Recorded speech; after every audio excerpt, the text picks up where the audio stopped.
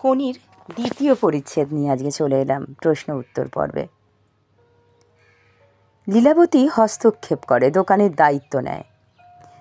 আলোচ্য অংশে যে দোকানের কথা বলা হয়েছে তার পূর্বের নাম কী ছিল? কোন সময়ের কথা বলা হয়েছে? দোকানটি কোথায়? আগের অবস্থাটা কেমন ছিল?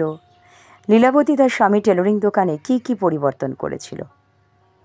তোমার কি মনে হয় যে লীলাবতীর হস্তক্ষেপটা সঠিক ছিল?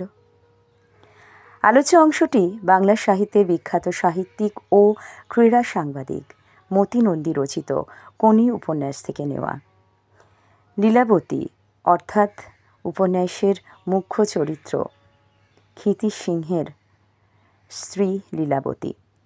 তার স্বামী ক্ষিতীশ সিংহ জুপিটার সুইমিং ক্লাবের দায়িত্ব নিয়ে মেতে ছিল, কিন্তু এই মেতে থাকায় বা বলা ভালো যে ভুলে থাকার কারণে তার টেলারিং দোকান সিনহা টেলারিং যথেষ্ট লোকসানে থাকে। এক সময় দোকানের হাল এমন হয় 4 মাসের ভাড়া পর্যন্ত বাকি থেকে যায়। আলোচ্য প্রশ্নে সেই সময়ের কথা বলা হয়েছে। গ্রে স্ট্রিটের ট্রাম লাইন ঘেঁষে একফালি ঘরে দোকানটা ছিল।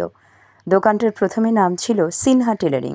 2 দর্জি মিলে দোকানটিতে জামা প্যান্ট তৈরি করত, আর দেয়াল আলমারিতে কিছু সিনথেটিক কাপড়ও থাকত। এ দোকানে ক্ষিতীশ দিনে 2 ঘন্টার বেশি কোনোভাবেই সময় দিতে পারত না। লীলাবতী তার স্বামী ক্ষিতীশের দোকানের নাম পাল্টে রেখে দেয় প্রজাপতি, আর এ নামের সাথেই সামঞ্জস্য রেখে টেলারিং ডিপ্লোমা পাওয়া 2 মহিলাকে নিয়ে আসে। সে দোকানটিকে ঢেলে সাজায়, নিজের গহনা বাঁধাও দেয়। পুরুষদের পোশাক তৈরি বন্ধ করে দিয়ে শুধুমাত্র মেয়েদের আর বাচ্চাদের পোশাক তৈরি করে। লীলাবতীর হস্তক্ষেপের ফলে সিনহা টেলারিং যে প্রজাপতিতে রূপান্তর হয়েছিল তাতেই বোঝা যায় 4 বছরের মধ্যে প্রজাপতি লোকসান ছাড়িয়ে উন্নতি করেছে দ্রুত গতিতে।